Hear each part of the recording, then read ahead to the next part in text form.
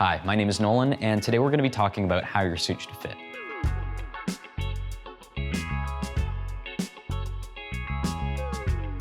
All right, so first we're going to start off with the jacket. To a lot of people, this is a pretty intimidating garment, but there are a couple things that you're going to have to keep in mind.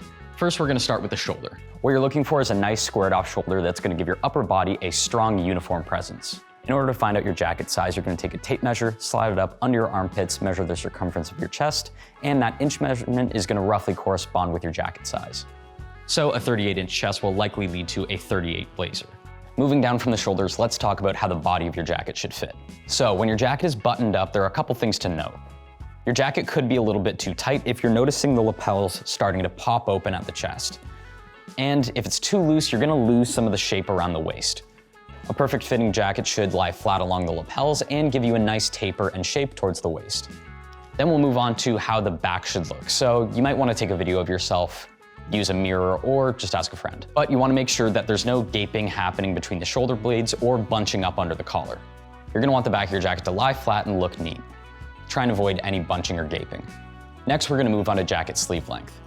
If your sleeve is covering any part of your hand, it's probably a little bit too long. And the golden rule is you want to show about 1/4 to 1/2 inch of shirt sleeve cuff. If you're showing any more than that, it's probably a little bit too short. Finally, let's cover the jacket length itself. A lot of people have been told that it should line up with their wrist, their thumb, but of course everybody's built with different proportions, shapes, and sizes. So my general rule of thumb is it should cover between half and all of your seat. And now we can move down to the pants. And then for the length of the pant, you're going to want to take the measurement from your crotch all the way down to about your ankle. You can also take a pair of pants that you really like, measure the inside seam, and that's going to correspond to the length of your pant. Now you've got two options for fit. The first one I'm wearing, which is the classic fit. It's still pretty streamlined. It's not super big. It's not baggy by any means, but it gives you lots of room to move and that more classic look when it comes to a trouser. If you want something a little bit tighter than this, you can go with the slim fit. It's not skinny, but it definitely gives you a more tapered look down towards the calf and the ankle. And finally, we can talk about the break of the pant.